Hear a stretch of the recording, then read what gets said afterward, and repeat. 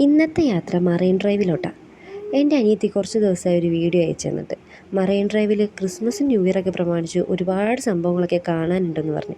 എന്നാൽ പിന്നെ ഒന്ന് പോയി കണ്ട് കളഞ്ഞേക്കാമെന്ന് ഞാനും വിചാരിച്ചു. ഇനി അടുത്ത ക്രിസ്മസിനല്ലേ ഇതൊക്കെ കാണാൻ പറ്റത്തുള്ളൂ. അങ്ങനെ നമ്മൾ മറൈൻ ഡ്രൈവിലെത്തിയേ. മറൈൻ ഡ്രൈവിൽ ഞാൻ പ്രതീക്ഷിച്ചത്ര തിരക്കുണ്ടായിരുന്നില്ല. ഞാൻ പ്രതീക്ഷിച്ച് ഇതിനേക്കാൾ കൂടുതൽ തിരക്കുണ്ടാവുന്ന ടൈം ഇതായതുകൊണ്ടാണ് അങ്ങനെ വിചാരിച്ചത്. ഈ ഒരു ടൈമിലാവുമ്പോൾ ഒരുപാട് പേരുണ്ടാവുമല്ലോ കാണാനായിട്ട്. ആദ്യം നമ്മൾ കണ്ടതൊരു ചെന്നായ്ക്കുട്ടീനെയാണ്. അത് ചെന്നായ്ക്കുട്ടി തന്നെയാണെന്നാണ് എൻ്റെ ഒരു വിശ്വാസം.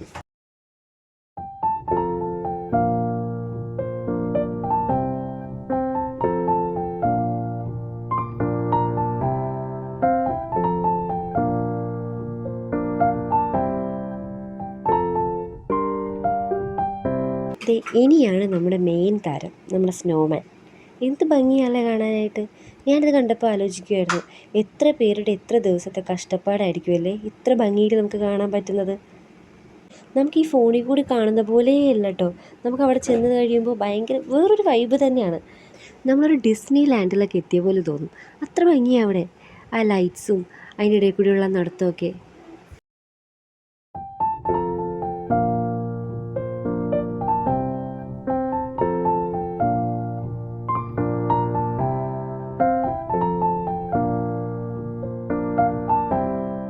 പണ്ടൊന്നും ക്രിസ്മസിനാണെങ്കിലും ന്യൂ ഇയറിനാണെങ്കിലും ഞങ്ങളങ്ങനെ പുറത്ത് പോയി രാത്രി കാഴ്ചകൾ കാണുന്ന പരിപാടിയൊന്നും ഇല്ലായിരുന്നു. കല്യാണത്തിന് ശേഷമാണ് കൂടുതലും രാത്രി സമയങ്ങളിലുള്ള സഞ്ചാരം കൂടിയത്. എനിക്ക് ഭയങ്കര ഇഷ്ടമാണ് രാത്രി കാഴ്ചകളൊക്കെ കണ്ട് നടക്കാനായിട്ട്.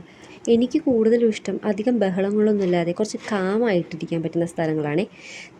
വല്ലപ്പോഴൊക്കെ ഒന്ന് പോകണം ഫാമിലിയായിട്ട് എവിടെയെങ്കിലുമൊക്കെ. അങ്ങനെ ടൂറായിട്ട് പോകണം എന്നൊന്നുമില്ല, 2-3 ദിവസത്തേക്ക് പോകണം എന്നില്ലെങ്കിലും ഇങ്ങനെ കുറച്ച് സമയമെങ്കിലും നമുക്ക് നമ്മുടെ ഫാമിലിയായിട്ട് സ്പെൻഡ് ചെയ്യാൻ കുറച്ച് ടൈം കണ്ടെത്തുന്നത് ഭയങ്കര നല്ലതായിരിക്കുമേ. നമ്മൾ ഈ സ്റ്റെപ്പ് കയറി പോകുന്നത് ഏറ്റവും പ്രധാനപ്പെട്ട ഒരാളെ കാണാൻ വേണ്ടിയാണ്. നമ്മൾ ഈ ഒരു വർഷം മുഴുവൻ കാത്തിരുന്നത് ആ ഒരാളെ കാണാൻ വേണ്ടിയാണ്. 2025 എത്ര പെട്ടെന്നാണല്ലേ നമ്മുടെ 2024 അങ്ങ് പോയത്. അപ്പോൾ എല്ലാവർക്കും ഹൃദയം നിറഞ്ഞ ഒരു ഹാപ്പി ന്യൂ ഇയർ.